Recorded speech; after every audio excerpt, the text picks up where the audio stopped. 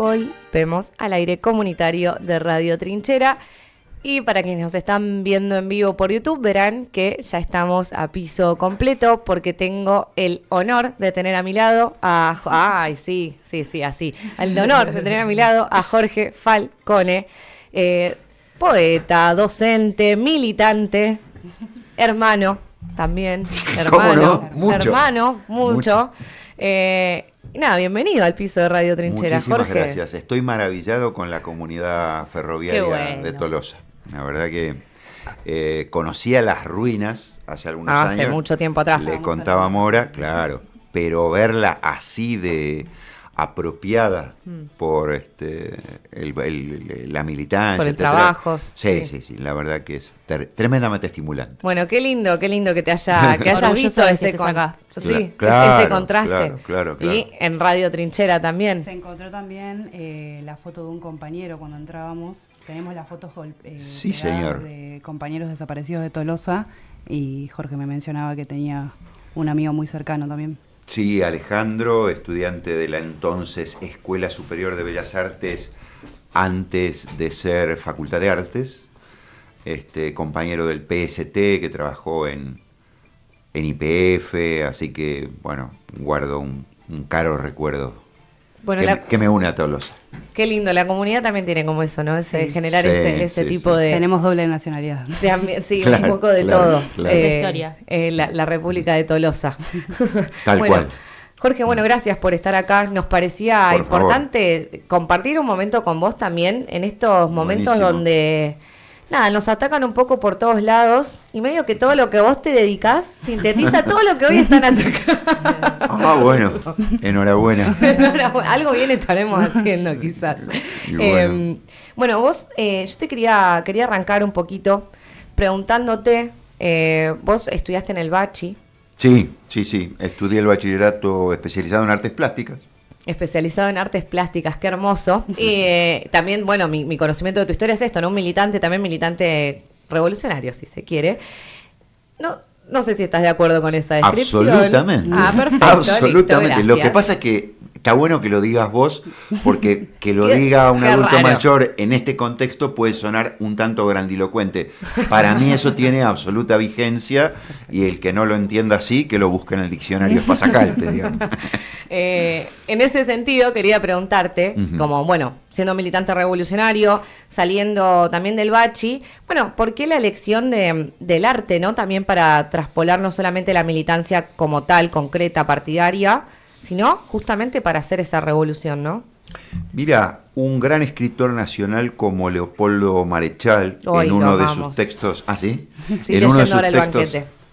Mira, vos sabés que Octavio Getino, Grupo Cine Liberación, dejó el guión de la adaptación al cine del Banquete de Severo Arcángelo a mitad de... No te la puedo creer. Sí. Y yo estuve oportunamente tentado de retomarlo. Después te voy a contar algo más marechaliano también. Bueno, está bien, me gusta. Pero él hablaba de una batalla terrestre, que es de la que estamos siendo testigos en este predio, y que hace, por lo que me contaba Mora, a su cotidianeidad, y de una batalla celeste que tiene que ver con la capacidad de sublimación de nuestro pueblo, con la capacidad de hacer catarsis desde lo creativo, ¿no es cierto? Me acuerdo una vez viajando en taxi. Yo viví durante 18 años por razones laborales en Capital Federal, luego huí despavorido de la capital puerto donde dicen que atiende Dios, buscando verde y visuales largas, y recalé en Citibel, donde tenía algún pasado familiar. Y el tachero me dice: puta, qué malos tiempos que corren. Lo único que falta ahora es que el tiempo se rechifle y también nos largue en baranda. Usando su lunfardo, ¿no es cierto? Pero creando una cierta poiesis pedestre respecto de que lo único que falta es que a nosotros, los que a veces solo tenemos la compensación de un domingo de sol para hacer, cuando se podía, un asadito, que también nos cague el clima. Es el colmo. Sí. ¿No? Yo creo que nuestro pueblo tiene una enorme capacidad de remontar vuelo y de no quedarse en la chiquita de la cotidianeidad, ¿no? y que los grandes poetas, los artistas que de alguna manera han sabido interpretar eso, se han convertido en una suerte de eco de esta capacidad de sublimación, ¿no? Qué llamativo, pensaba también la comparación con las fuerzas del cielo, ¿no? Como el versus la tierra y lo terrenal que traías vos, con toda esta nueva noción de el Mesías y lo divino que viene desde arriba a salvarnos. Bueno, creo que la garganta es una de las, la garganta poderosa, trae esa frase de las fuerzas del cielo, del suelo versus las fuerzas del cielo. Que me parece totalmente apropiado. Totalmente, muy, muy certera, por esto que decías, y bueno, que también está en nuestro eslogan de la verdad está en el barro, ¿no? Porque qué sale bueno. de ahí. Me parece muy correcto, mucho más fuerte que lo de las fuerzas del suelo, claro. Que es prologal, pero la verdad está en el barro, o la batalla está en el barro, me parece heavy metal. Sí. Total. Querías... Sí. No, bueno, por ahí preguntarte, hablando de esto también de la batalla, ya que lo nombras vos. Sí, cómo no. En esta mesa también lo hemos discutido acaloradamente, el concepto de batalla cultural, porque entendíamos también que últimamente también se usa como para justificar este supuesto marxismo, adoctrinamiento, y claro. Que lo han tomado autores, bueno, ¿cómo se llama este pelotudo? Laje, gracias. Agustín Laje Arrigoni. Agustín Laje Arrigoni, que tiene su propio libro hablando de la batalla cultural, sí. Que justamente pone énfasis como en esta cuestión de que la derecha se ocupó por mucho tiempo de la cuestión económica y de querer resolver los problemas del mundo desde ese lado, y la izquierda se ocupó de lo cultural, y que ahora es tiempo de la derecha de apropiarse de dar esa batalla, exactamente. Sí, que hoy lo estamos viendo, ¿no? Lo vemos, y que se ve cotidianamente. La diferencia es que, bueno, nosotros sabemos que la batalla cultural desde su lado tiene todos esos medios a favor, que desde este lado, bueno, es esto, lo construimos desde el barro. Preguntarte también cuál es tu opinión sobre estos conceptos, porque lo que hemos discutido en esta mesa mucho también es cuánto hacer eco de ese lenguaje belicista en tiempos que la violencia está legitimada, que se apunta justamente al sálvese quien pueda, al matémonos entre nosotros, que tanto abonar justamente, también con tu trayectoria dentro de una organización que justamente ponderó la lucha armada. Por supuesto. ¿Cuáles son tus apreciaciones en esos términos? Mira, yo no sé si ellos son los propietarios de la marca registrada de la batalla cultural, pero que lo traigan a colación con ese prejuicio de que históricamente la derecha se hizo cargo de lo económico y la izquierda de lo cultural, bueno, es un lugar común que con el que creo que hay que confrontar. A mí me involucra muchísimo desde hace muchos años, por obvias razones de carácter familiar. Soy el último sobreviviente de una familia nuclear que padeció apremios ilegales severamente, ¿no? Mi hermana es un personaje público muy caro para el movimiento estudiantil secundario, y mis padres cayeron en sendos chupaderos, el Banco en Avenida Richeri y La Cacha acá en la región, en 2 oportunidades, en una 17 días, en la otra 45, con tortura, simulacro de fusilamiento, etcétera. El deceso de mi padre tuvo que ver con un aneurisma de aorta producido por severos golpes en el pecho, que si bien sucedió 2 años después de su liberación, periodo que aprovechó para denunciar ante el mundo entero la situación de violación de los derechos humanos que había acá, fue el causal de su partida, digamos. ¿Por qué digo esto? Porque entiendo que la memoria, justamente ese lugar común del que me hago cargo, es un capital en disputa. Totalmente. ¿No es cierto? Como el financiero. La memoria sufre, adopta, mejor dicho, determinados roles cuando un pueblo está en ofensiva, en una avanzada popular. La memoria recupera una épica colectiva, ¿no es cierto? Y entronca la coyuntura con la historia, se rehistoriza. Y en los momentos como el que atravesamos, de reflujo, de fragmentación popular, más allá de los atisbos de reagrupamiento gradual que se vienen dando en el campo popular, ahora a partir de la marcha por la universidad pública y de la imposibilidad del presidente de comparecer ante una meca de la cultura como la Feria Internacional del Libro, por imaginar lo que podía pasar, aparece en la tónica de Piquete y Cacerola, La lucha y una sola, la aparición de sectores medios que no dejan abandonado a su suerte al pobrerío, ¿no?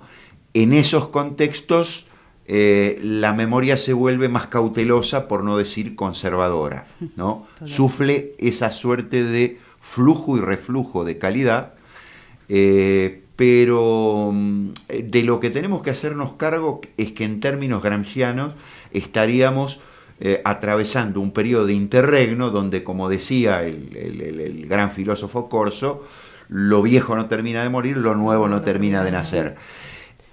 En esa tesitura toda avanzada de la lucha popular, y estamos en pleno plan de lucha de la Central Obrera, con distintos bemoles en este espectro variopinto de lucha, como son las asambleas barriales, etcétera, etcétera, estamos viendo un cambio gradual de correlación de fuerza, que todavía es muy temprano.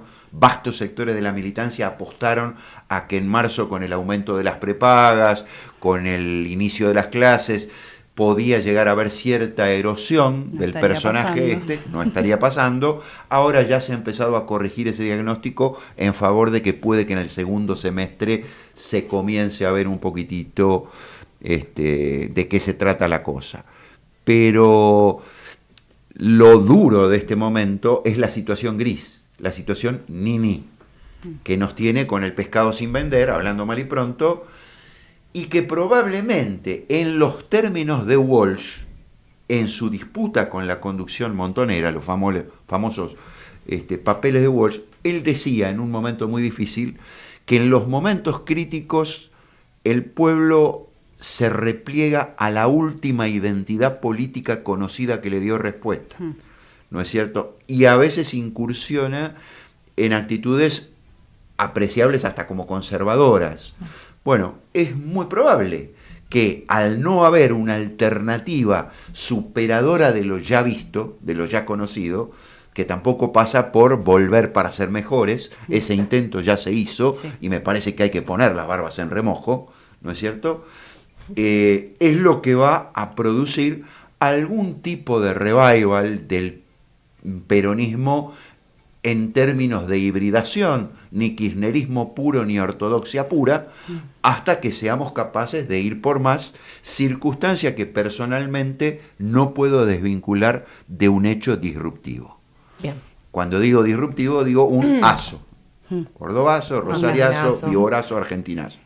¿Dónde crees que, ¿dónde crees que está esa potencialidad para construir este horizonte de liberación que queremos en esto, ¿no? O sea, hablamos de un híbrido, el kirchnerismo, peronismo, pero ¿dónde ves vos hoy eso? Yo creo que hay un activismo millennial, porque no, por supuesto que no coincido en que los jóvenes están con Milei, los jóvenes se derechizaron. El otro día yo perdí 3 trenes en la estación Citibel, donde resido, el pago donde resido, para tratar de ir a la marcha en favor de la universidad pública, estallados de pibes, con una jovialidad y con un entusiasmo en el que no campeaban los fantasmas de la ESMA. Ahí hay un proceso de reconstrucción y de toma de distancia de las secuelas del terrorismo ideológico. Yo creo que allí yo tiro mi tronquito al río buscando una desembocadura en el mar de lo popular, y confío en esos centennials, ¿no es cierto?, que están politizándose a distancia de las taras de quienes protagonizamos el último momento revolucionario de la Argentina. En ese sentido también, en tu rol como docente, Ajá. dentro del aula, ¿cómo lo ves? Y sobre todo también preguntarte, porque en esto de la marcha, si bien la marcha tenía un fuerte componente de pedir por presupuesto, ¿no? Era como lo que nos nucleaba en su mayoría, por la peligrosidad concreta de que se cierren las universidades. Claro, claro. También atrás había un intento de desmitificar esta cuestión del adoctrinamiento y de que en la universidad o en los establecimientos educativos públicos había como una línea y que solo se iba a bajar esa línea, ¿no?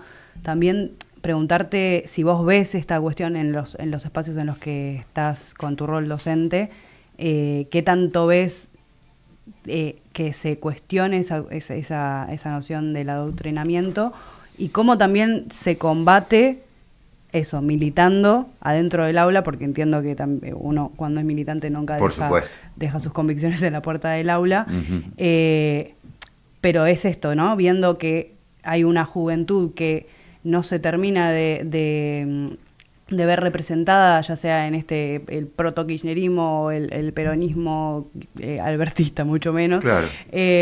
Pero esto, ¿no? ¿Cómo hilamos entre convencer, militar dentro de un aula, pero sin justamente caer en el adoctrinamiento? Porque hay una realidad también de que cuando se baja desde una currícula el 24 de marzo hay que hablar de la memoria, y hay muchos docentes que por ahí en su vocación, también entendiendo, ¿no?, lo complicado del rol docente en un contexto de completa precarización, donde los docentes hacen malabares para poder cumplir con los requisitos de llenar un aula y de dar sus contenidos, de la cuestión de la institucionalización, ¿no?, de esta política de memoria que vos traías, cómo hilamos en fino para dar esas discusiones sin caer en, tomá, te doy todo este cuadernillo de 24 de marzo y me olvido mañana. La bajada de línea. Claro, y mañana me olvido y mañana te olvidas vos y mañana nos olvidamos todos.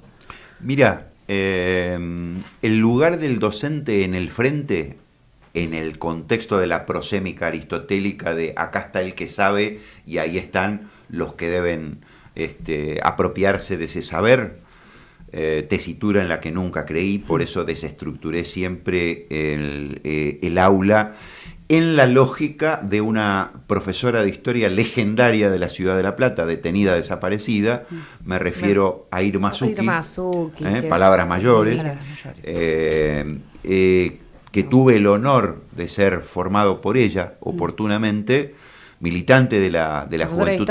Sí, señor, profesora de historia. Una profesora de historia que nos instaba a no estudiar, sino a reflexionar.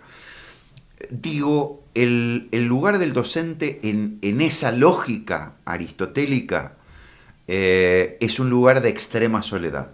Yo recomiendo transitar todo el espacio áulico, y alguna vez mis decanos o decanas me han instado a colaborar, porque humildemente y modestia aparte tengo una gran capacidad de motivación de pibes jóvenes, sé caminar hasta la mitad de ese puente. Doy fe. Y bueno, y me han instado a colaborar en la promoción de ciertos criterios pedagógicos con otros colegas, y me ha costado mucho sistematizar eso, porque la manera en que me planteo ejercerlo es sencillamente dudar en voz alta y que el estudiante perciba los lugares de tu ignorancia, perciba tu vulnerabilidad intelectual, dejarle espacio para que transite hacia el docente, ¿no es cierto? Y construir un saber que no existe hasta terminado el cuatrimestre o el semestre, que no es el saber libresco que vas a compartir en la bibliografía, ni es lo que trae en el disco rígido del bocho el docente, ¿no es cierto? Ni siquiera el estudiante, sino que es ese amalgama que sucede tiempo después. Eso siempre me dio, afortunadamente, bastante resultado, y creo que el pensamiento crítico nunca abandonó las aulas. Ahora bien, no creo en el adoctrinamiento que la nueva derecha prejuiciosamente está intentando escrachar, y siempre voy a saludar que se siga estudiando en colegio secundario con la obra cumbre de la novela gráfica nacional, que es El Eternauta de Héctor Germano Estergel, ¿no es cierto?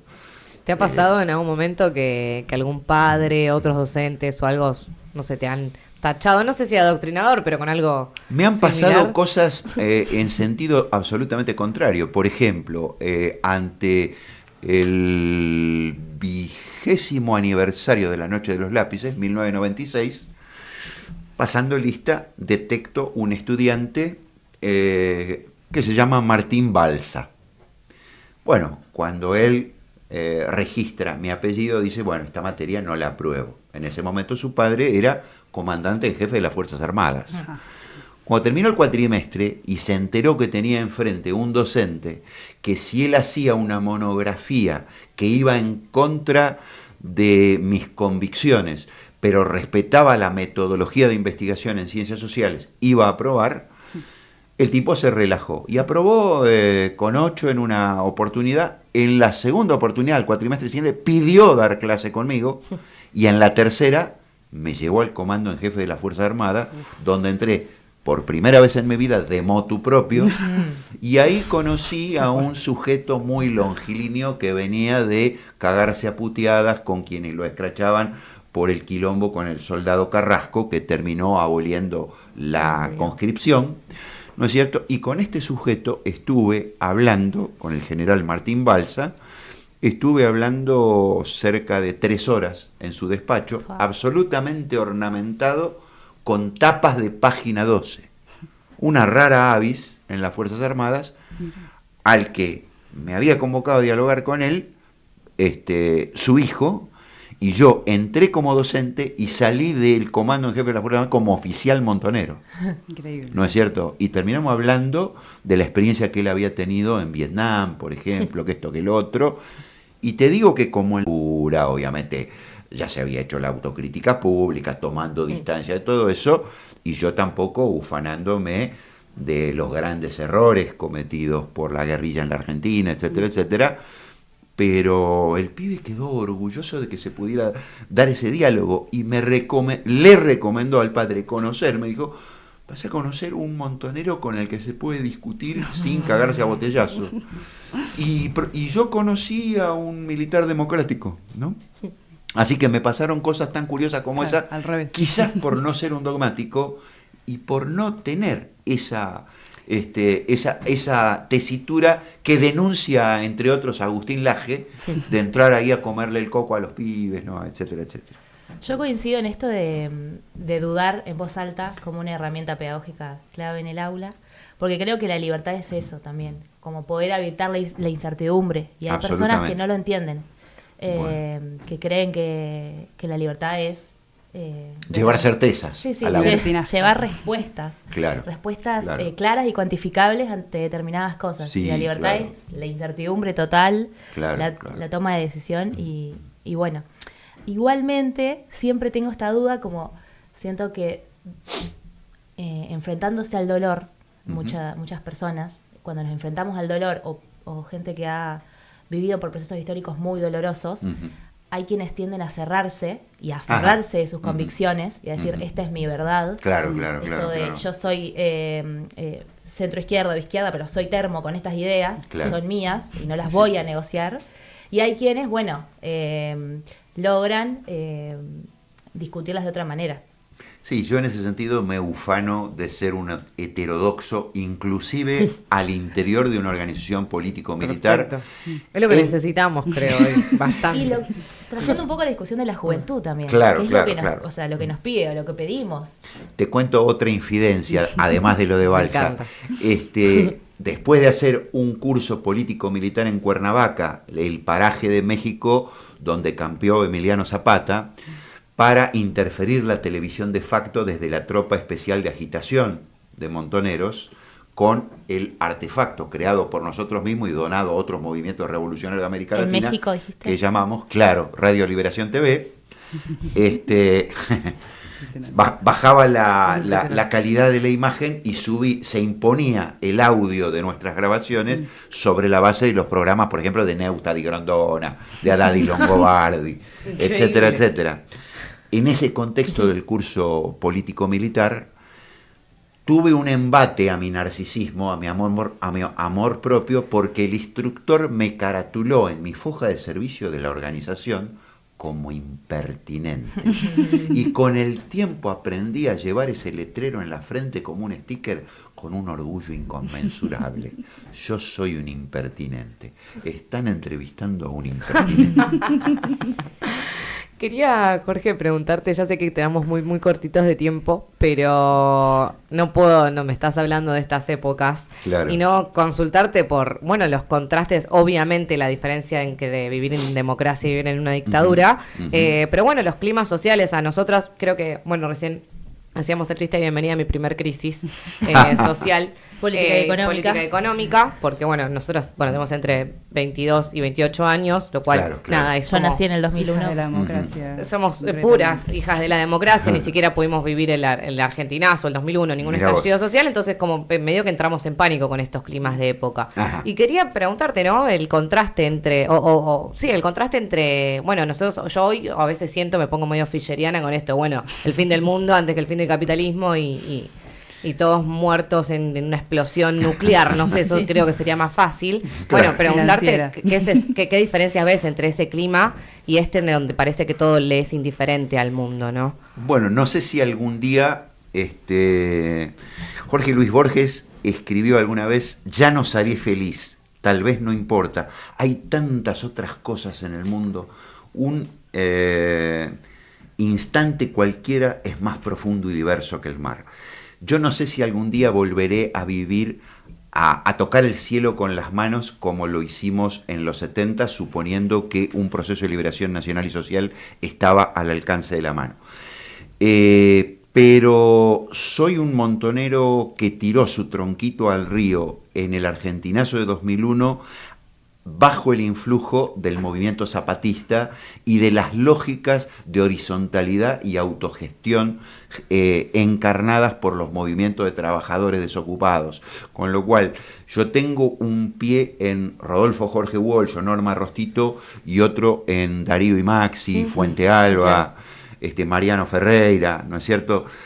Y desde esa lógica me estimula muchísimo el desempeño de la juventud argentina. Yo creo que tiene mucho por dar, creo que hay un proceso de reconstrucción de tejido. Yo soy un habitante vitalicio de las primaveras en los centros de estudiantes de hace más de 30 años.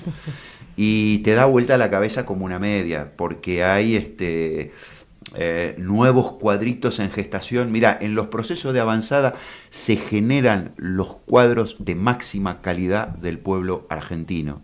Y eso, si miramos a nuestro alrededor, en las protestas que se están produciendo, los vamos a comenzar a detectar. Ya nacieron, existen, los vamos a ver. Eso está allí y van a protagonizar lo nuevo. Tengamos o no sintonía quienes somos abuelos del proceso por venir, que nos consideramos humildemente peldaños de una escalera que van a subir otros, pero que tenemos la obligación moral de dejar, como en este intercambio con ustedes, un cierto trasvasamiento generacional. Desde ninguna certeza, por eso reivindico lo de dudar en voz alta, Totalmente. pero tirando el tronquito al río caudaloso de nuestro pueblo. Una última para cerrar, sí, no claro. sé si tenemos Sí, tiempo. ya fue. está. Perdón, Lucas. Lo siento mucho, Lucas. No, esto que traía también Maite al principio de todos tus roles y cómo están siendo todos atacados, ¿no?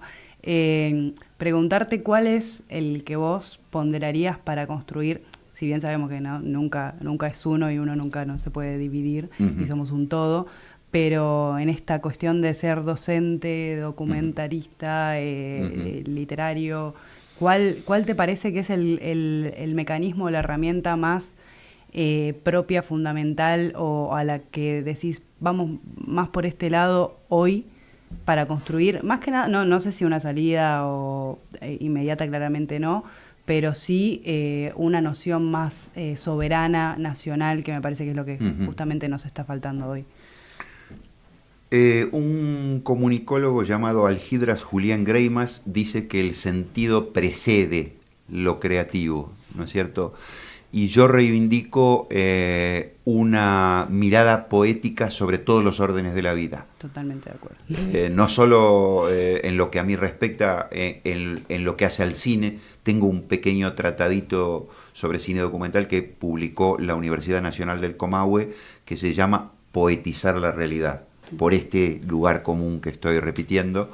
Y creo que una mirada poética, existencial, es previa a la escritura de la poesía.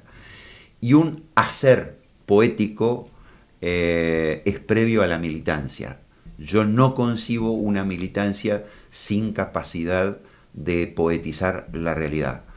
Un sacerdote y seminarista adherente a la teología de la liberación, como el padre nicaragüense Ernesto Cardenal, decía, y adhiero plenamente a este concepto que les dejo picando en el área: el pueblo nunca muere, estoy convencido de eso. Se regenera como el hígado de Prometeo. Estamos en eso. Hermoso. Gracias, Jorge. Muchas gracias. A disposición, estamos para servir. Un gustazo esta conversación. El gusto es mío. Jorge Falcone, militante revolucionario, poeta, hermano de María Claudia Falcone, un emblema también para los que somos militantes estudiantiles, así que ha sido un honor también compartirnos tu historia y también un poco una porción de lo que imagino habrá sido su carisma y su fervor revolucionario también, así Desde que luego, muchas gracias. Me siento honrado de que me hayan permitido, sin estremecerse, ustedes, calificarme como militante revolucionario. Me lo llevo con un enorme orgullo. No, bueno, muchas gracias. A ustedes. Nos vamos a un pequeño corte y ya volvemos. No sé cómo, pero volvemos. La Antártida a La Quiaca, de la cordillera de los Andes al mar argentino, o en cualquier lugar donde te encuentres.